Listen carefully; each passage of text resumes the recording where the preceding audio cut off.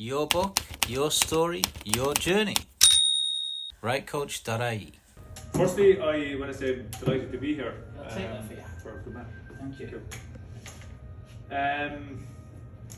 So I work as a life coach, and I speak at different events. I work as a breathwork therapist as well. And it's life circumstances that guided me down this career path. I never expected to be on this career path because many years ago I worked as an electrician, I worked as an electrical engineer after that.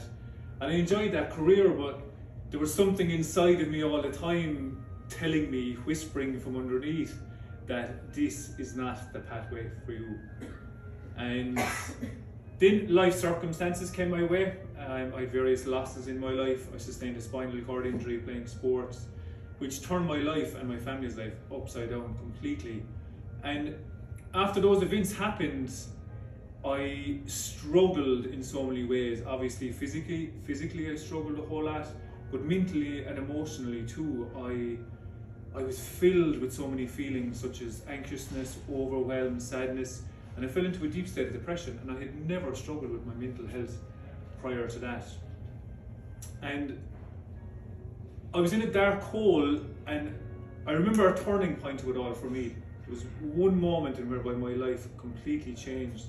And I was in a doctor's surgery up the road from here, Dr. Malai's surgery. He's retired now.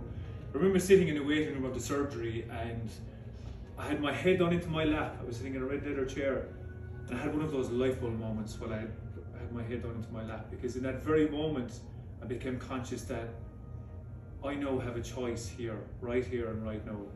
I can decide here and now if I'm going to be a victim for the rest of my days and feel sorry for myself because of various things I've been through, or if I'm going to do whatever I need to do to get my life back on track. And thankfully in that very moment I chose to get my life back on track. And after I didn't know how I was going to go about doing that, but after a short period of time I figured out that the only way I'm going to turn my life around is to actually go about owning my story, and which is linked to what this book is all about. Owning our stories.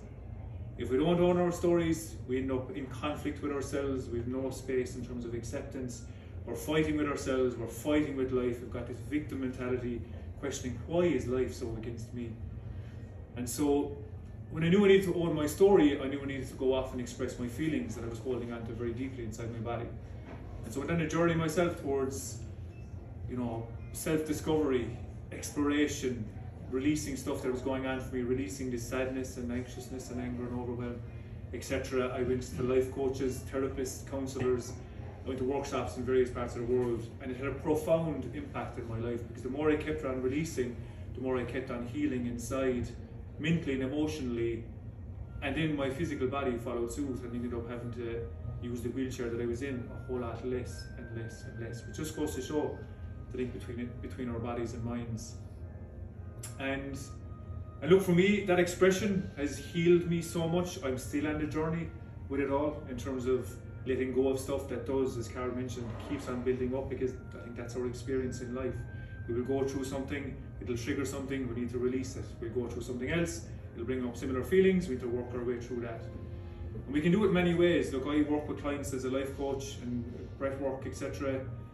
There's so many other people know, yoga. There's so many ways in which we can go about expressing ourselves. And I think also writing what is going on for us inside can be such a powerful way to do it. Get words onto a page, there can be such healing in it.